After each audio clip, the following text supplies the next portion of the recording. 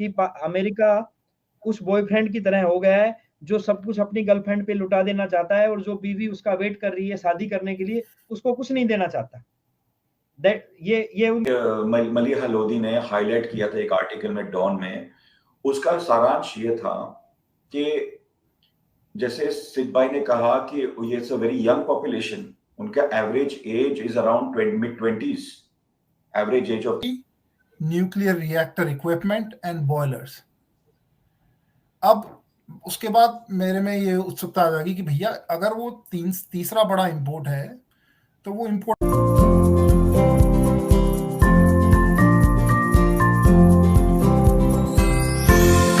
Hello and welcome. आज हमें join किया है लीवाई नगावकर जी ने और सिद्धार्थ खत्री ने।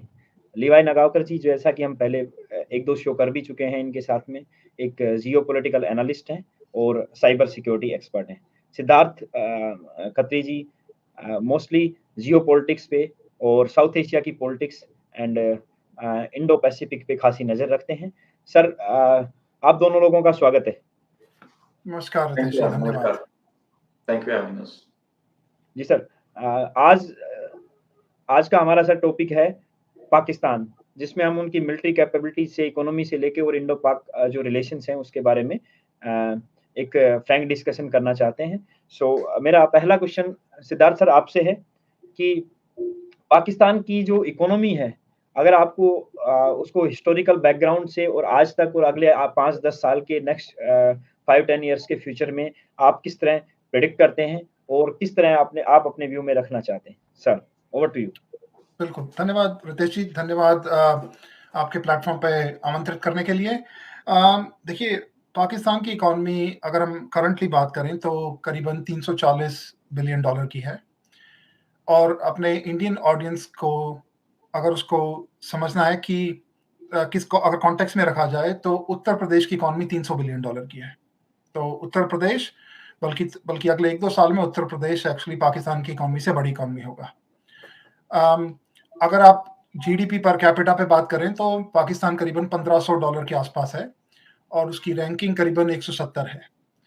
और भारत का जो जीडीपी पर कैपिटा है, तो just to establish some context, करीबन $2600 है और triple which is purchase power parity में है, करीबन 9600 इंडिया का जीडीपी पर कैपिटा है और पाकिस्तान का करीबन 5800 है। तो अगर आप ये देखें कि एक देश जिसकी 25-26 करोड़ आबादी है और सिर्फ 300-350 बिलियन की इकोनॉमी है और उसमें से भी करीबन लार्ज शेयर जाता है आर्मी के पास, तो आप ये सोच सकते हैं कि फिर बाकी लोगों पे कितना खर्च होता होगा।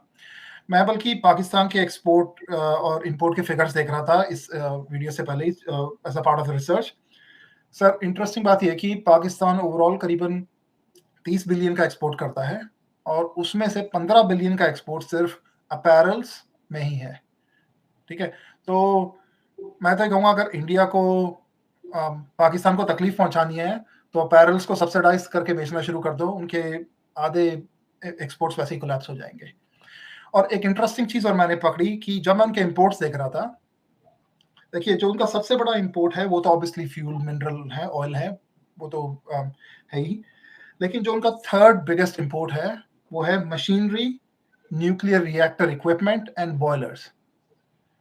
अब उसके बाद मेरे में ये उत्सुकता आ जाएगी कि भैया अगर वो तीसरा बड़ा इंपोर्ट है तो वो इंपोर्ट कर क्यों रहे हैं? क्या उनके पास कितने सारे ऐसे पावर प्लांट्स हैं क्या न्यूक्लियर के? तो उसके बाद पता चला सिर्फ 6 ही पावर प्लांट है। सो इट्स इंटरेस्टिंग कि third biggest importer is actually nuclear power. Machinery भी है उसमें पर न्यूक्लियरली क्लियर लिखा हुआ है, न्यूक्लियर रिलेटेड बॉयलर्स, और साथ में उनके पास सिर्फ 6 ही पावर प्लांट है। तो सर ये तो उनका करंट सेटअप हो गया। और पाकिस्तान का जो करंट अकाउंट डेफिसिट है वो दिन प्रतिदिन गिरता जा रहा है। आप पाकिस्तानी रुपए की वैल्यू देख लीजिए, करीबन 300-320 के आसपास अभी चल रही है और हो सकता है अगर अनसर्टेनिटी बढ़ी तो 400 भी टच कर सकता है। और इंटरेस्टिंग चीज, अब थोड़ा बैकग्राउंड देखा जाए तो 1950 से लेके 1980 तक पाकिस्तान की इकोनॉमी ने बहुत अच्छा परफॉर्म किया था। ठीक है, उन्हें साउथ एशियन टाइगर भी कहा जाता था। ठीक है, और उनको बल्कि शुरू में अमेरिका ने काफ़ी सपोर्ट किया था और उनकी ग्रोथ रेट इंडिया से तो बहुत ही अच्छी थी, ठीक है? आप उनके चाहे पाकिस्तान एयरलाइंस उस टाइम पे देख लीजिए या फिर पाकिस्तानी यूनिवर्सिटीज़ देख लीजिए, ठीक है? बाहर से काफ़ी लोग पढ़ने आते थे और पाकिस्तान एयरलाइंस काफ़ी सारे सऊदीज़ पायलट्स को ट्रेन भी करता था। तो एक कंट्री को जो ये प्लेटफ़ॉर्म दिया और उसके बाद आप उनकी बर्बादी देख लीजिए। तो और एक चीज़ और मैंने इंटरेस्टिंग चीज़ पकड़ी जब मैं उनका डाटा देख रहा था तो 2016 से काफ़ी सडन डिप होना शुरू हो गया। अब 2016 में इंडिया में नोट बैन भी किए गए थे। तो I am just trying to join the dots कि may be there is a relationship, may be not, ठीक है? I leave that to audience. So hopefully that sums up कि पाकिस्तानी इकोनॉमी की क्या स्टेज है।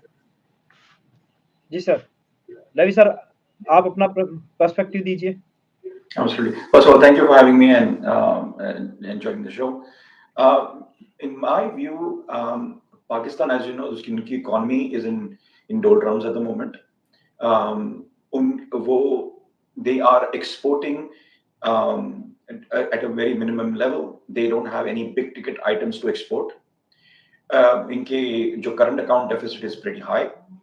They are importing, as Siddharth Bhai said, that mostly it's oil and minerals and so on and so forth. And that is, and also it has always been a agrarian economy where they used to kind of in the 70s and 80s and 60s, they used to export a lot of the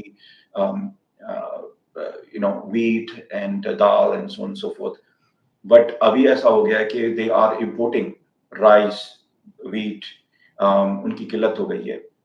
So and reason for that is कि उन्होंने lot of the farmers उन्होंने अपने land बेच दिए हैं और वहाँ पे DHA के plots और housing बना दिया है. It's more lucrative for them to do that. तो और इसके लिए वहाँ पे from an economic perspective they're struggling. I'm talking about the common businessmen, the common farmers. अगर आप दूसरी तरफ देखें तो जितने सारे जो सक्सेसफुल बिजनेसेस हैं उनके कहीं ना कहीं उनके आर्मी के सपोर्ट है. जैसे कि फौजी foundation for my research is about a close to 80 billion economy. वो वो हर शोबे में वो पहुंच गए. आपके वॉशिंग पाउडर से लेकर सारे एग्रीकल्चर में वो घुस गए हैं. एवरी एस्पेक्ट ऑफ लाइफ में उनके बिजनेसेस हैं. और आपको पता है कि the only institution in Pakistan that is respected because they've got some level of discipline as opposed to any other institute. इसलिए उनको पाकिस्तानियों को उनके ऊपर ट्रस्ट है, which I believe is unfounded, क्योंकि they have literally taken over the country for themselves. The army के लिए पाकिस्तान बनाया गया है basically. It's not for the people of Pakistan. और इससे क्या हो रहा है कि एट द मोमेंट पाकिस्तान की जो इकोनॉमी है it is next to non existent, क्योंकि वो कुछ बिग टिकट आइटम बना के एक्सपोर्ट नहीं कर रहे हैं. और अगर आप देखेंगे कि उनके पास कोई होप नहीं लग रहा है. अभी अगर आप डेटा देखें, फैक्ट्स देखें, तो इनके पास होप नहीं इसलिए है कि इनके पास कोई प्लान नहीं है. इनके पास जो करंट सिचुएशन में वो है, दे फाइंड देमसेल्व्स, उससे उभरने के लिए उनके पास इनकी कोई भी पॉलिटिकल पार्टीज के पास कोई एजेंडा या कोई प्लान नहीं है. इन्होंने प्रेजेंट नहीं किया हुआ है. ये अल्लाह के भरोसे वो सोच रहे हैं कि अल्लाह उनको ये मुश्किल से निकालेगा, right? But and that is the main problem with Pakistan, that they don't have a plan, they don't have a vision, they don't have a visionary leader. इनकी जो और इकोनॉमी उनकी जो स्टेट में है, इसके डायरेक्ट रिजल्ट है first of all the army involvement in the political system. It has, because of its consistent involvement over the past 60-70 years, it has weakened the democratic system.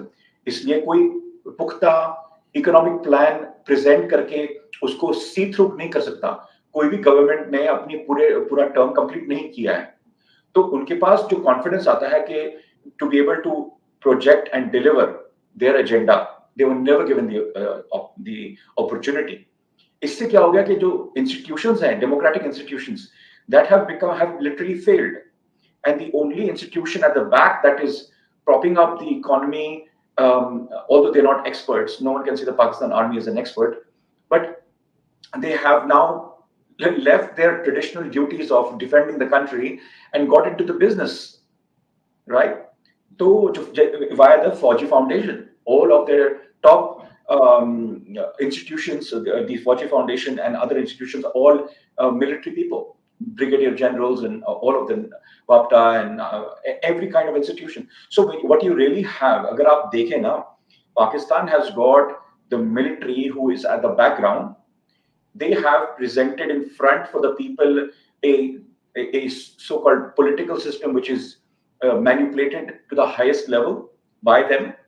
They have, and the people are presented with these corrupt politicians जो उनके हाथ की कठपुतली हैं, और जब इनकी economy fail हो रही है, जो प्रॉब्लम्स आ रहे हैं पूरे कंट्री में, so they have and लोग politicians को गाली देते हैं, and they are perfectly fine with that as long as you don't say anything to the army, because army is pure, army is all good, they are defending the country, so they are untouchable. उन्होंने ऐसा system बनाया है कि आप politicians पे कितनी भी गाली दे दें. So coming back to the economy, they are not experts in the economy. However, they have dived into it and they're trying their best to safeguard their own interest. The Fauji Foundation and the army, their only agenda is to protect their army and the intelligentsia, the top, the हुक्मरान जो हैं, जैसे कि judiciary, the bureaucrats, ये चंद लाख होंगे अगर आप देखें तो the bureaucrats, the top notch of the judiciary, or the army, which is like 7-8 lakhs. So if you look at the entire population of 32 crore mein, you have a very small subset who are the beneficiaries of this kind of policies that has been instituted by the army, and the direct result is the economy which is in shambles.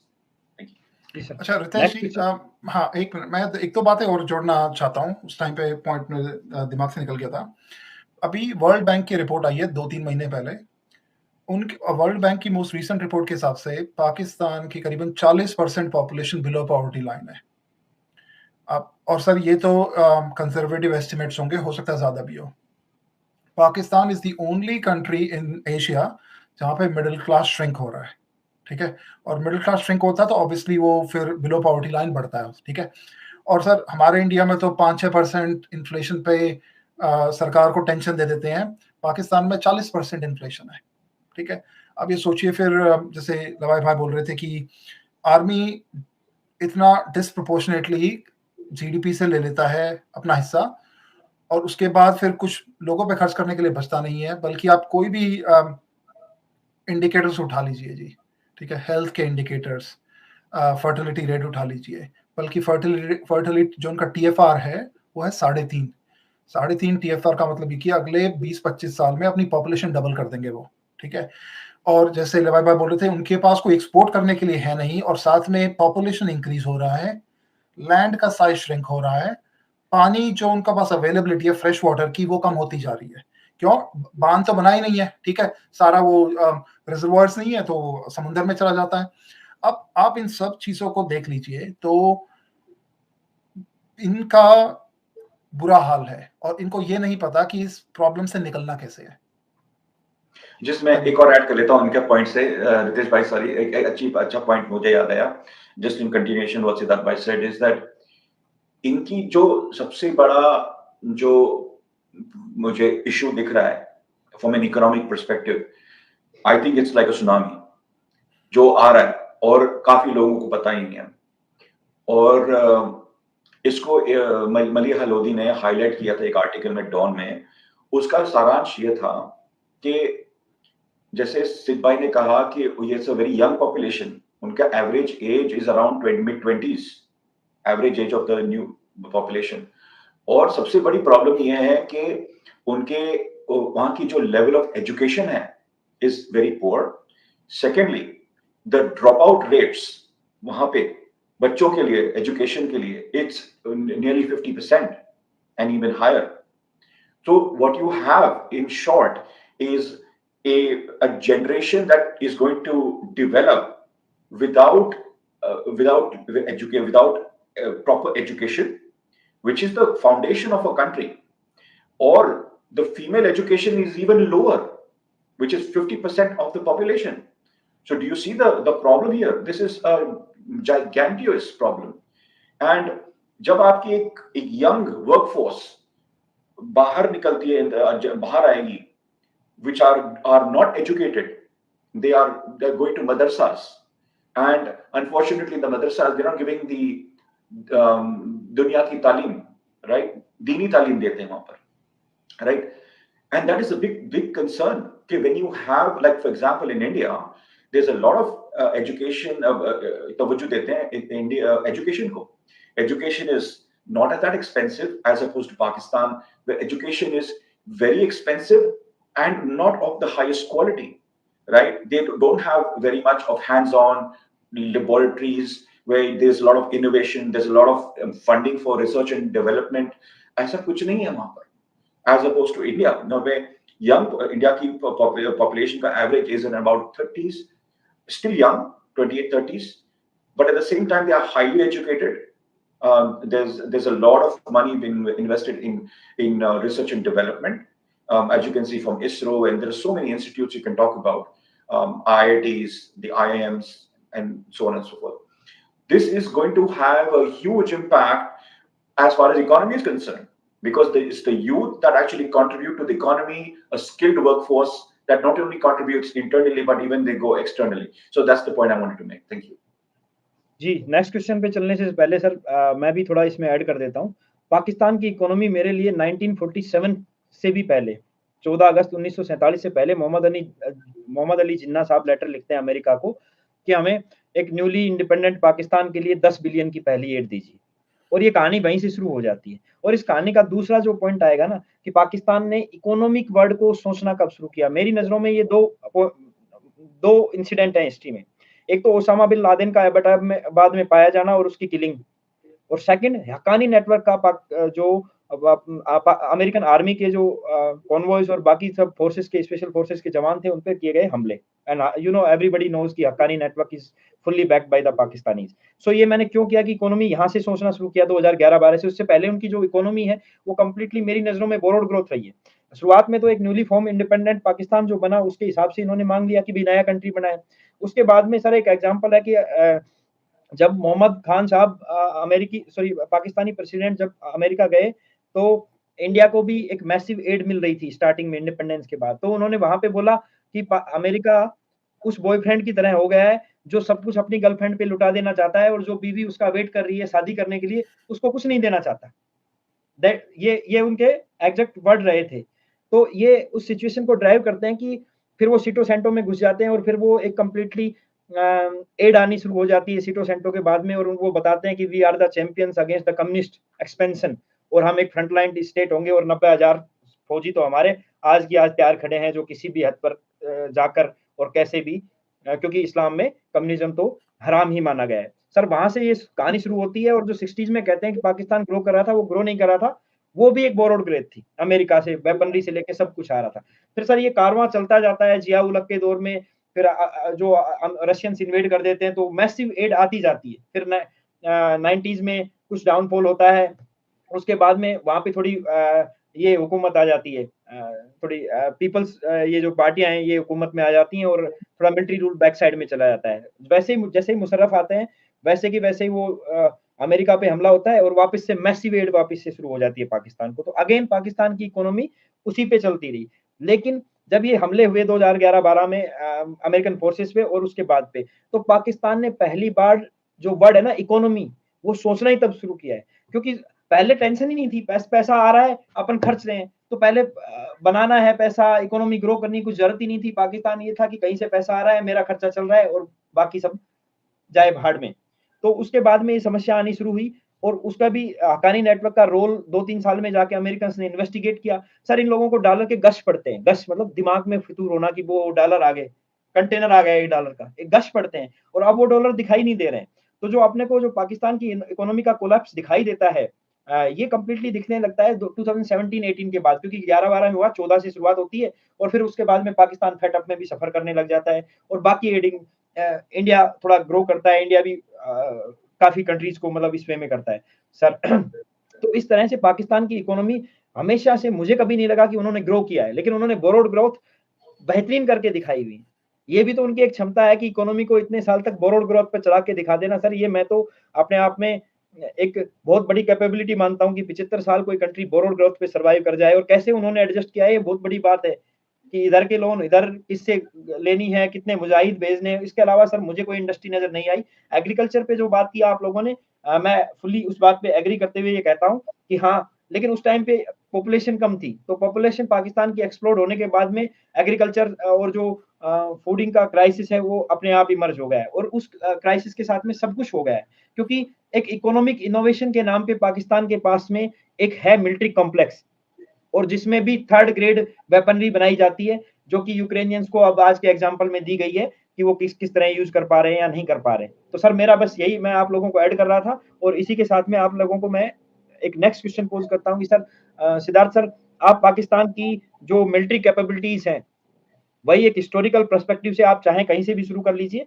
और आप एक next 5-10 years में पाकिस्तान की military capabilities को कहाँ देखते हैं? Siddharth sir पहले आप और देन लीवाई नगावकर जी। धन्यवाद रितेश जी। देखिए, आपकी बात से ही पिक कर लेते हैं कि जो आप बोरोड ग्रोथ बोल रहे थे पाकिस्तान इकोनॉमी की, वो एक्सटेंशन, बोरोड वर्ड का एक्सटेंशन इनकी आर्मी में भी होता है। आप शुरू के 20-30 साल देख लीजिए, कोई भी हथियार हो सारा अमेरिका से आ रहा है, ट्रेनिंग इनकी अमेरिकन सब करते थे, ठीक है। पूरा सपोर्ट सिस्टम जो पाकिस्तानी आर्मी का था, ठीक है, वो अमेरिकन ने इनको खुला सपोर्ट किया। बल्कि सर इनके पास तो top of the line weapons दिए जाते थे अमेरिकन से, उसके बावजूद भी ये 65 की लड़ाई हारे, 71 की हारे, top of the line weapon होने के बावजूद। तो वो जो आपका बोरोड वर्ड है वो कई फैसेट्स में एक्सपैंड होता है पाकिस्तान की, और आर्मी में भी एक है। देखिए, अगर आप वहां से देखें ना, और लिवाई भाई की एक बात से मैं पिक करता हूँ, जैसे $80 बिलियन के आसपास पाकिस्तान की जो आर्मी का एक अलग से बिजनेस चलता है उसमें, और पाकिस्तान जो इनके जीडीपी से जो पैसा लेता है उसको मिला के अगर आप पाकिस्तान आर्मी को वर्ल्ड कॉन्टेक्स्ट में देखें, इंडिया के कॉन्टेक्स्ट में ना भी देखें, तो फॉर्मिडेबल उनकी आर्मी है, ठीक है। 5-6 लाख 7-8 लाख जितने भी उनके पास हैं, the number seems to be always just to match India. और ऑब्वियसली उनका जिस हिसाब से न्यूक्लियर कैपेबिलिटी बढ़ रही है, एक एस्टिमेट तो ये भी बोल रहा है कि अगले 3-4 साल बाद करीबन 200 वॉरहेड उनके पास होंगे, तो एक फैसेट वो भी है।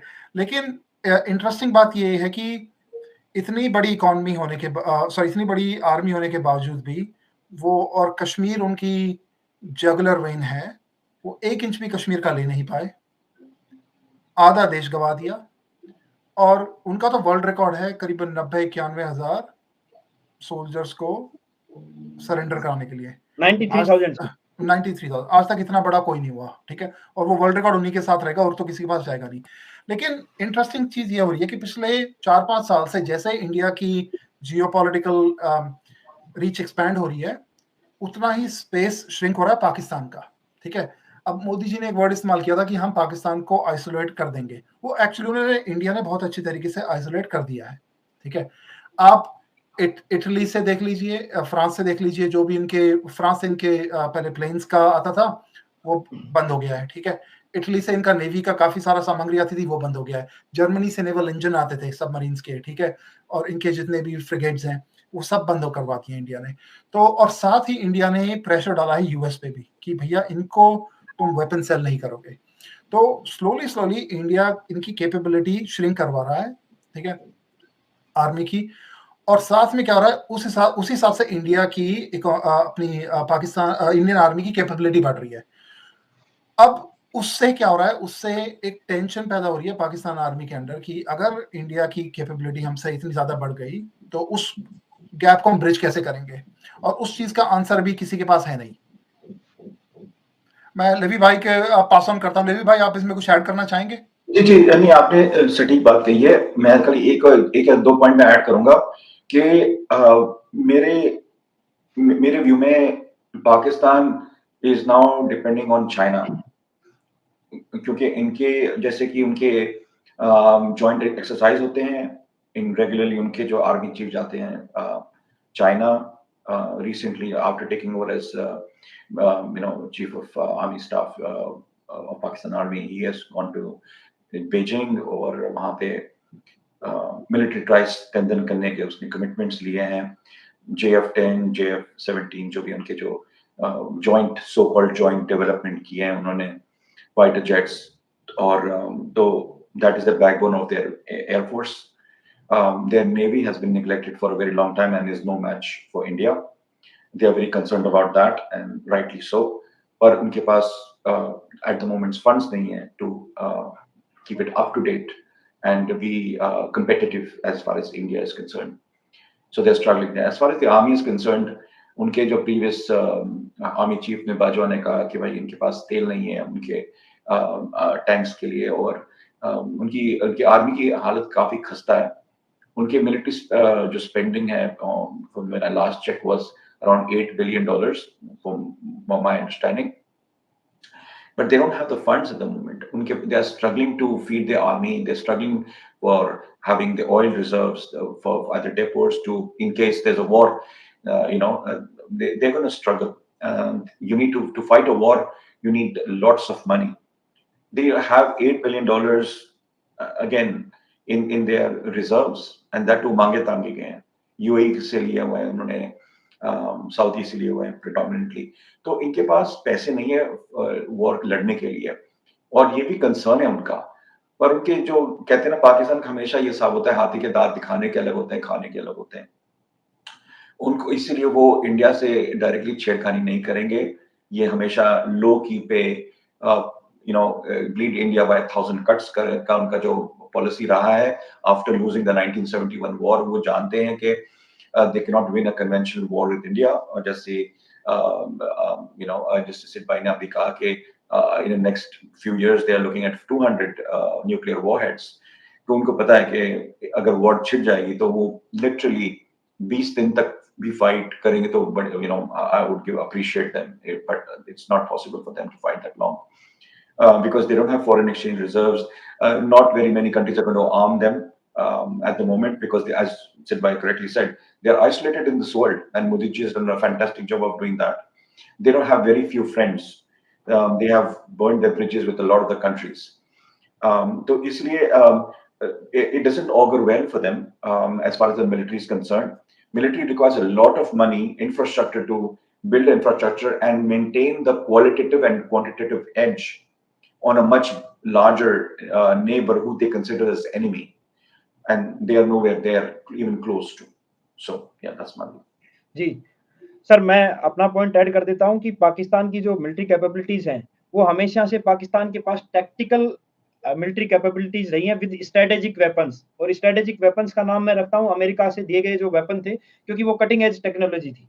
तो Pakistan may it be nuclear, tactical उनके पास न्यूक्लियर वेपन्स भी हैं और स्ट्रेटेजिक वेपन्स भी हैं। तो पाकिस्तान मिलिट्री की जो कैपेबिलिटीज हैं वो एक लो इंटेंसिटी कॉन्फ्लिक्ट के अंदर, जो कि उन्होंने रशियंस के साथ में अफगानिस्तान में या पिछले 30 साल से कश्मीर में जो जिहाद के रूप में उन्होंने प्रोपेगेट किया है, तो वो उनकी लो इंटेंसिटी कॉन्फ्लिक्ट है और वो स्ट्रेटेजिक वेपन्स के साथ रही है पास्ट में, क्योंकि अमेरिकन के पास से उनको बहुत ज्यादा असला और बाकी चीजें हमेशा से साथ से मिलती रही हैं।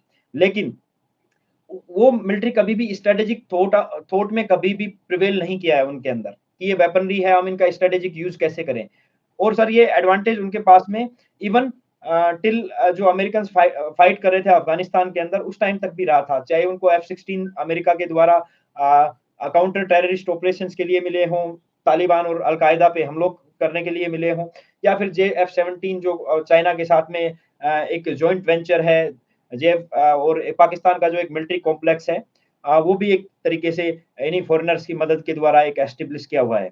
तो सर मेरा यही कहना था कि जो पाकिस्तान की लो इंटेंसिटी कॉन्फ्लिक्ट है और टैक्टिकल, उसके साथ में टैक्टिकल सोच को अपन अटैच कर देते हैं, तो पाकिस्तान ने हमेशा एक एडवांटेज लिया है। किसी भी 65 में भी उन्होंने जंग की शुरुआत की, 47 में इन्वेडर्स भेज के, 99 में कारगिल की हाइट्स पे चढ़ के, किसी में भी चाहे कश्मीर के अंदर इन्फिल्ट्रेशन करा के और टेररिस्ट अटैक करवा के, और वो टैक्टिकल ही सोच रह जाती है। उसके अंदर जो स्ट्रेटेजिक थिंकिंग है ना, वो ना तो पाकिस्तान की जो अशराफिया है, जो कॉमन पीपल है, उनके अंदर है, ना मिलिट्री एस्टेब्लिशमेंट के अंदर है, ना पॉलिटिकल विंग के अंदर है। इवन जो डीप स्टेट है, वो भी एक टैक्टिकल सोच से ज़्यादा कहीं पे कोई स्ट्रेटेजिक मैन्यूवरिंग की कैपेबिलिटी नहीं रखता है। तो वो ये जो एज है इंडिया के पास में स्ट्रेटेजिक सोच का, ये हमेशा रहा है। और अब जो आप लोगों ने जैसा कह दिया है कि भई चाहे पाकिस्तान को साइडलाइन करना हो, चाहे फिर अब सेकंड, थर्ड ग्रेड चाइना की जो वेपनरी आ रही है, आप दोनों ने अच्छे से डिफाइन कर दिया डाटाज के रूप में। तो उन सब चीज़ों को ऐड करते हुए कि अब पाकिस्तान की मिलिट्री की जो कैपेबिलिटीज़ हैं, वो इंक्रीज़ होने के बाद भविष्य में भी घटेगी ही, बढ़ेगी नहीं। और वो हमारे vis-a-vis इंडिया, तो वो एक जो काफ़ी हद तक गैप क्रिएट अभी भी है, और ये गैप हर आने वाले दिन में बढ़ता ही जाएगा। सर, आप कुछ कहना चाह रहे थे सिद्धार्थ जी? रितेश भाई, आपने बहुत अच्छी बात बोली, जो टेक्टिकल मूव वाली बात है। अगर आप कारगिल को भी देखें, तो जो उन्होंने पहला जो उनका स्टेप था कारगिल के ऊपर, tactically it was a brilliant move, ठीक है? पर उनके पास स्ट्रेटेजिक अंडरस्टैंडिंग नहीं थी कि उसके बाद क्या करेंगे भाई? तुम जाके बैठ तो गए, पर उन्होंने उसके बाद की नहीं सोची कि अगर इंडिया ने अटैक कर दिया, ठीक है, तो क्या करोगे? वो उन्होंने ऊपर वाले के भरोसे छोड़ दिया, ठीक है? सो आई फुली कंकर विद यू, जो आप ये टैक्टिकल माइंडसेट उनका है बिल्कुल, ठीक है? हर चीज़ टैक्टिकल सोचते हैं, और इसीलिए देश आगे भी नहीं बढ़ रहा, ठीक है? क्योंकि स्ट्रेटेजिक थिंकिंग ही नहीं है, वो उनके पास डेप्थ ही नहीं है। बस यही मेरा पॉइंट था, धन्यवाद। जी सर। अच्छा, I just add one more thing just to जी दिस। सर। जी, मुझे अभी याद है 1999 में जब वॉर हुआ था, तो मैं तो हैरान रह गया था कि ये पाकिस्तान क्या सोच रहा है? क्योंकि आपको समझना पड़ेगा, जैसे I support what you said about the tactical mindset. इनका ऐसा टैक्टिकल माइंडसेट है जो basically it's you can say suicidal. जब आपने कारगिल का जो वहां पे उन्होंने दखलंदाजी की वहां पर, तो ये समझते थे कि भाई हम कर सकते हैं on the line of control which is well defined, well established internationally. There have been two agreements, one ceasefire and line, and also 1972 Shimla agreement, where the line of control was actually defined very comprehensively. ठीक है? और वहां पे हमने 30 agreements भी किए हुए हैं। तो उसको वायलेट करना, वो सोच रहे थे कि we'll do the same thing what they did in Siachen, क्योंकि वहां पे AGPL था ना, वो सोचते हैं कि वहां पे जैसे इंडिया ने वहां पे एक्शन लिया, हम यहाँ पे लेंगे और हम बैठ के हम new realities on the ground बना सकते हैं। जी सर। पर ये जी। भूल गए, जस्ट ऐड करूं, just I finish off in 1 minute. ये भूल गए कि AGPL जो था वो अनडिफाइंड था, वहां पे कोई लाइन नहीं खींची थी 1947 से लेकर 1984 तक, कभी कभी खींची नहीं गई थी। Even 1972 it ended on NJ 9842। तो उनका जो टैक्टिकल एरर ये था कि वो सोचे they are equating the two, उनकी गलती वहां पे हो गई। और so that's why I wanted to add.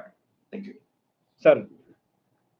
Sir, मेरा नेक्स्ट क्वेश्चन था कि नेक्स्ट 5-7 ईयर में इंडो पाक जो रिलेशंस हैं, उनका फ्यूचर क्या है? और इसी के साथ में सर एक सेकंड क्वेश्चन भी ऐड कर देता हूं कि can there be everlasting peace between India and Pakistan? तो सिद्धार्थ सर, आप पहले इन एक तो है इंडो पाक रिलेशन 5-7 ईयर, और then everlasting peace between India and Pakistan. Sir, दोनों क्वेश्चंस का आप एक तफसीलन जिस भी वे में जवाब देना चाहें। Over to you. बिल्कुल, बिल्कुल रितेश जी। देखिए, अगले 5-7 साल तो मेरे हिसाब से जो पाकिस्तान का जो आइसोलेशन है वो बढ़ता रहेगा, ठीक है? इंडिया विल इंश्योर कि Pakistan stayed isolated and more isolated, और हो सकता है कि FATF की, अगर उन्होंने ज़्यादा ऊपर-नीचे किया ना, तो हो सकता है FATF की लिस्ट में वापस आ जाए वो, ठीक है? And I think now actually India have the means and the depth to make sure that happens, ठीक है? और from that point of view, और ये जितनी भी अनसर्टेनिटी चल रही है पाकिस्तान के अंदर, I think that will continue, ठीक है? चलता रहेगा, ठीक है? ये एक सिमर रेट पे चलता रहेगा, और मुझे ऐसा लगता है कि अनलेस एंड अनटिल कोई काफी बड़ी चीज चेंज हो रही हो जियोपॉलिटिकली, काफी बड़ा कुछ हो जाए, और यूएस को इंटरवीन करना पड़े, ठीक है, एशिया में कहीं पर, अगर वो सिनारियो होता है, तो शायद पाकिस्तान के पास कुछ हो सकता है, कुछ सहारा मिल जाए। अदरवाइज मेरे हिसाब से उनके पास कुछ नहीं है, ये अनसर्टेनिटी चलती रहेगी, फिर लोगों में फ्रस्ट्रेशन बढ़ती रहेगी, ठीक है? और वो जो बोल रहे थे ना कि 1970 में उनके एक आर्मी के चीफ ने बोला था कि चाहे हमें घास खानी पड़े पर हम न्यूक्लियर बॉम्ब बनाएंगे, वो न्यूक्लियर बॉम्ब तो आ गया, पर अब वो घास खाने का टाइम अब शुरू हुआ है, ठीक है? तो अब उनको अगले 5-7 साल शायद घास भी खानी पड़े, ठीक है? और जहाँ तक आपका जो सेकंड क्वेश्चन था कि एवरलास्टिंग पीस हो सकता है इंडिया और पाकिस्तान के बीच में, देखिए करंट फॉर्म में तो नहीं हो सकता।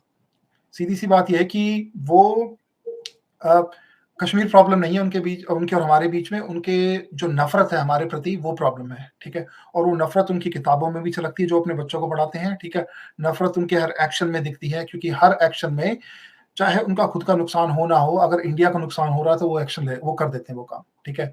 आप फार्मास्यूटिकल इंपोर्ट्स को देख लीजिए, ठीक है? इंडिया में अगर वो इंडिया से उनका रिलेशनशिप अच्छा हो तो काफ़ी सारी चीज़ें उनकी ऑटोमैटिकली सब्ज़ी फार्मास्यूटिकल चीज़ें काफ़ी सस्ते में इंपोर्ट हो सकती हैं। लेकिन नफ़रत इतनी है इंडिया से, वो नफ़रत के चश्मे से हर चीज़ को देखते हैं।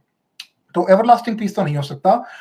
और अगर एवरलास्टिंग पीस होना भी होगा अगर इंडिया और पाकिस्तान के बीच में, तो पाकिस्तान को इंडिया की हेजेमनी एक्सेप्ट करनी ही पड़ेगी, ठीक है? इस खित्ते में, साउथ एशिया में, India will emerge and is emerging as a net security provider, ठीक है? नेट सिक्योरिटी प्रोवाइडर का मेरा ये मतलब नहीं है कि इंडियन आर्मी हर जगह जाके प्रोटेक्ट करेगी हर किसी को, नहीं।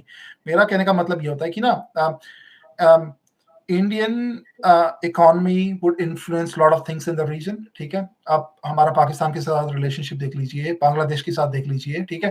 बांग्लादेश को हमने G20 में लेकर आए, ठीक है?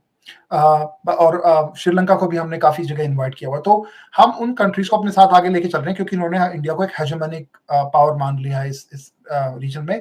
और अगर पाकिस्तान जब तक वो एक्सेप्ट नहीं करेगा तब तक ये प्रॉब्लम चलती रहेगी। लेकिन at the risk of repeating my self, इतनी नफ़रत करते हैं वो हमसे, ठीक है, इंडिया से, कि ऐसा लगता नहीं है कि वो इंडिया को हेजेमोनिक पावर अपनी करंट फॉर्म में मानेंगे। धन्यवाद। जी सर, लीवाई नगावकर जी, आप कहिए। जी, thank you.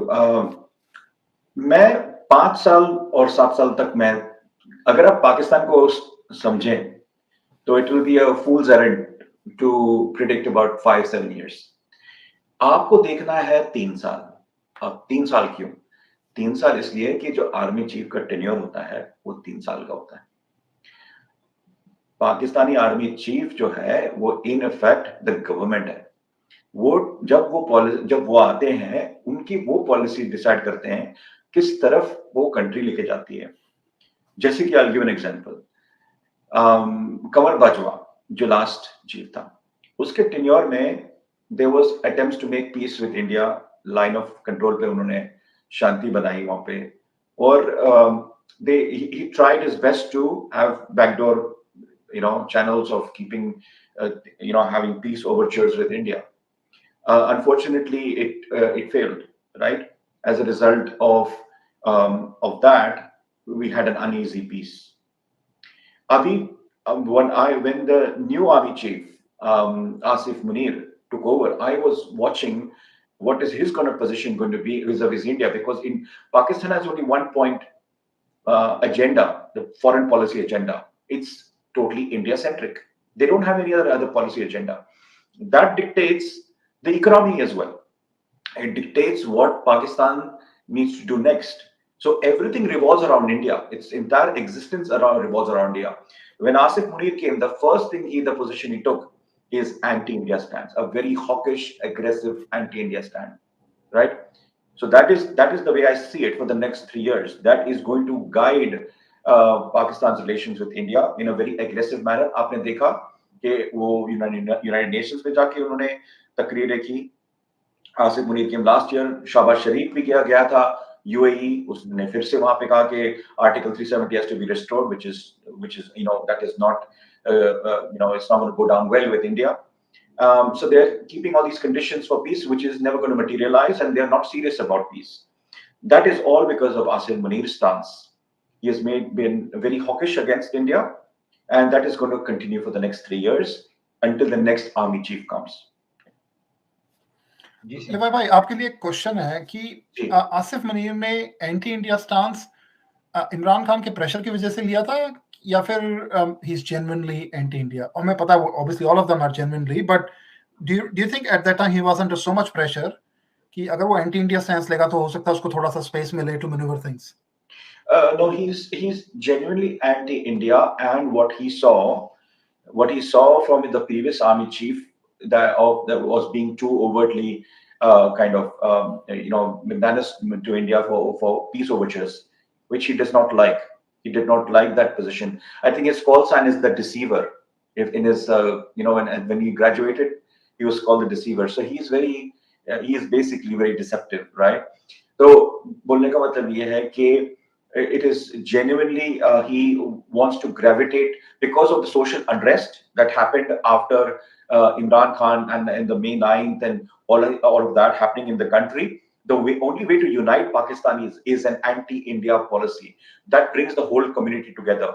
So that is the way he found to gravitate the entire Pakistanis towards the army and make army look good, right? And that's the only way he thought that's possible. And in genuinely, he does not want any peace because of the on what happened on the 5th of August of 2019.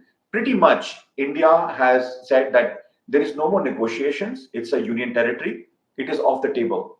That is something they cannot handle. It is beyond them they cannot digest that. And for them, they want to get back to the good old days of the Hurriyat and being a party to the talks. Right now, they've said that Kashmir, that is the Indian Union Territory of Jammu and Kashmir, and Ladakh is off the table. And our foreign minister has very clearly said, wake up and smell the coffee. The only thing that is yet to be discussed with Pakistan is the withdrawal of Pakistani forces, regular and irregular and non-residents of Pakistan-occupied Jammu Kashmir and Gilgit-Baltistan. Just right after, I think it was the BRICS summit, or when Bilawal went to Goa, he clearly said in a press conference from there. I think the Pakistan are not good listeners. They don't listen to the very lead weight of statements made by the foreign minister and the defense minister Rajnath Singh and the home minister. ये जो minister हमारे कहते हैं पाकिस्तानी, वो concentrate नहीं करते वो उसको क्या कह रहे हैं, पर ये जो बोलते हैं वो करते हैं और उसकी बातों को सीरियसली लेना चाहिए. मेरी हिदायत है उनको कि आप you don't listen to them at your peril. So that's the only point. I just wanted to say one more last thing about, can there ever be peace between India and Pakistan? After a lot of analysis, after 20 years of analysis, I tried, it's like a puzzle, you try it out and say, okay, how can we fit it in? So iska saransh ye hai ki peace between India and Pakistan is impossible. Ho hi nahi sakta. Pakistan is, as Sid Bhai correctly said, is a very anti-India, especially anti-Hindu mindset से. उनको नफरत पढ़ाई जाती है school से. 3 या 4 generation बढ़ी हुई है इंडिया को नफरत करते हुए, क्योंकि राइट. और ये नफरत फैलाया किसने? पाकिस्तान आर्मी एंड एस्टेब्लिशमेंट ने, through the education system. They have weaponized their own people, poisoned their minds against India, created an army of zombies to fight against India. They do not have a plan. They are fundamentalists. They are extremist views. They are, as I told you earlier, they're uneducated, a lot of them. So it's easy to manipulate them. If you are intelligent, if you are educated, it's not easy to BS you with nonsense, right? So that is my take, is that they are so in love with hating India that there can never be peace. India has always been open to peace. हमारे prime minister Atal Bihari Vajpayee गए थे वहां पर 1998 में with बस यात्रा पे गए थे. हम वहां पे मीनारे पाकिस्तान में जाके उनको तस्लीम किया कि भाई इससे ज्यादा प्रूफ और क्या दे सकता है इंडिया. इंडियन प्राइम मिनिस्टर जाके मीनारे पाकिस्तान में जाके उनको एक्सेप्ट करता है, भाई वी रिकॉग्नाइज यू. ठीक है, उन्होंने कारगिल किया. ठीक है, तो इनसे आप पीस की तवक्को ना रखें. This is not possible, and the only way it's possible is Pakistan in a different shape. That means maybe there will be a breakup of Pakistan, and there will be different countries born out of there, like Bangladesh was created out of East and West Pakistan, and Balochistan shayad free ho jaye, and they will have a better relations with India. Yeah, shayad Sindh free ho jaye, and they will have a better relationship with India. Gilgit-Baltistan and occupied Gilgit-Baltistan and Jammu Kashmir are integral part of India, and they will definitely come back to the Indian Union at some point. I'm fairly confident. हमारे पास February of 1994 के under वहां पर हमारे resolution है parliament में that they will be restored to Indian Union. तो I am confident के और KPK आपको पता है, just wanted to add one more last thing. KPK is the Durand Line is not recognized by Afghanistan, never has, never will. वो अपने because they are traditional Pashtun and Pakhtun territory और वो उसको लेकर रहेंगे and Afghan have made it very clear.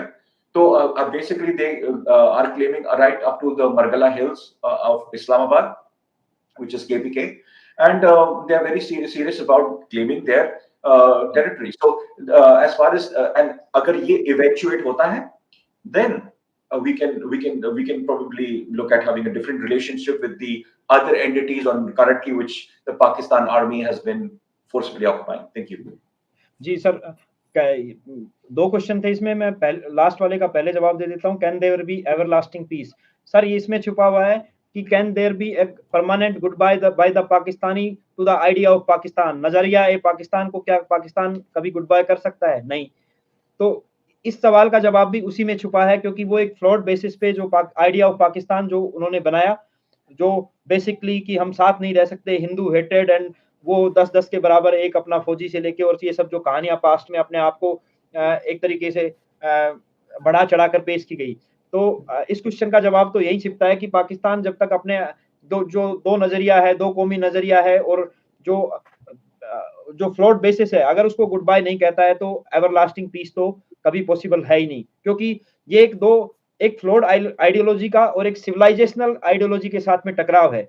जो flawed ideology है वो सिविलाइजेशनल आइडियोलॉजी को सिर्फ किसी हेटेड के बेस पे टकराना चाहती है, जो कि आज तक किसी भी सिविलाइजेशन में पॉसिबल नहीं हुआ है और ना ही कोई सिविलाइजेशन नई जो आइडियोलॉजी है वो इस तरीके से कॉन्कर कर पाई है। सर सेकंड क्वेश्चन का आंसर ये है कि नेक्स्ट 5-10 ईयर्स में इंडिया पाकिस्तान रिलेशंस कैसे हो सकते हैं। तो सर मैं थोड़ा सा हिस्ट्री से वापस से शुरू करता हूँ कि 1956-57 के आसपास जब आयूब खान ने मिलिट्री टेक ओवर किया था, तो उसने काफी दिनों मतलब आगे चल के भविष्य में उसने कमांडर इन चीफ का पद छोड़ दिया था। ये गलती पाकिस्तान के नेक्स्ट जो आगे चल के जो मिलिट्री जो लीडर्स आए जिन्होंने पाकिस्तान को रूल किया, मेड बी मुशर्रफ और मेड बी जिया उल हक, उन्होंने इस चीज को नहीं छोड़ा। मतलब वो समझ गए थे कि कमांडर इन चीफ या मिलिट्री चीफ का पद छोड़ने के बाद में उनकी सेक कम हो जाती है और कल को कोई और भी आके उनको ओवर पावर कर सकता है। तो सर 2000 मुशर्रफ की रिजीम के फॉल होने के बाद में एक नया सिस्टम पाकिस्तान में जन्म लिया है और आप इसको केयरफुली अगर स्टडी करेंगे तो पता चलेगा कि अब उन्होंने एक्सटेंशन वाला पार्ट शुरू कर दिया है। 3 साल मिलिट्री चीफ का एक टेन्योर होता है और उसके बाद में 3 साल एक्सटेंशन क्लेम करता है। मेट भी राहिल शरीफ और अब उसके बाद में कमर जावेद बाजवा, और जो फ्यूचर है वो भी ऐसा ही होने वाला है। तो ये अब उन्होंने सेटअप कर दिया है कि अपने टाइप की गवर्नमेंट 4-5 साल चलाएंगे। जैसे बाजवा साहब गए हैं, इमरान खान चला गया है, अब ये जो नई हुकूमत आएगी इसके एक टेन्योर के साथ में 5 साल अगर काउंट करें तो उसमें प्राइम मिनिस्टर बदल जाएंगे, लेकिन आसिम मुनीर कंटिन्यू करेगा। 1 साल उसको होने को आ गया है तो 6 साल उसके भी हो गए 2 टेन्योर एक्सटेंड करके। और सर आसिम मुनीर की जो कोई कैपेबिलिटी या मतलब कुछ उसमें नयापन ढूंढने की कोशिश की जाए तो मैं जितने भी ट्वीट्स मैंने उस टाइम पे देखे जब ये अपॉइंट हुए तो सब ये कह रहे थे हाफिज कुरान है। तो पाकिस्तान की मिलिट्री के अंदर आर्मी चीफ का head of the arm forces एक तरीके से हेड ऑफ द आर्मी होना ये है कि हाफिज कुरान एक तरीके से एक बेसिक है कि जैसे अपने कोई एजुकेशन सिस्टम के अंदर अपन कुछ मानते हैं कि भाई इसमें ये डिग्री हो उसमें वो हो, तो हाफिज कुरान भी होना। और पाकिस्तान की हिस्ट्री के अंदर अब तक 2-3 लोग ही हाफिज कुरान हुए हैं। एक ने तो मिनी कारगिल करा दिया था और ये जब एक डीजी ISI रहे हैं तो उस टाइम पे इंडिया में 26/11 का हमला हुआ था। तो sir everlasting peace future of Indo Pak relations यही है कि जो बाजवा डॉक्ट्रिन चली वो भी कोलैप्स कर गई। मुनीर डॉक्ट्रिन है इंडिया हेटेड पे है, और जो उन्होंने पाकिस्तानी मिलिट्री एकेडमी काकुल में जो लेक्चर दिया उसमें भी क्लियर कट शो हो रहा था कि what will be the next 5-7 year Pakistan policy vis India. तो सर ये कंटिन्यू करने वाला है, लेकिन नेक्स्ट 5 to 7 ईयर्स में यही आसिम मुनीर डॉक्ट्रिन चलने वाली है और ये वापस से एस्केलेट करना चाहेंगे कश्मीर में और बाकी टेरर इंसिडेंट में। इवन दो पाकिस्तान एक लिक्विड ऑक्सीजन पे ही जिंदा है, ये चाहेंगे तो उस कंडीशन में अब इंडिया इतना असर्टिव हो चुका है कि कोई भी पीस टॉक्स इंडिया और पाकिस्तान के दरमियान संभव नहीं है। सर ये मेरा पॉइंट था। आज आप दोनों लोगों ने मेरे साथ ज्वाइन किया, इस बात के लिए बहुत बहुत शुक्रिया और आपसे आगे फिर कभी बात होगी। Thank you sir. धन्यवाद। Thank you. जय हिंद। जय हिंद। जय हिंद।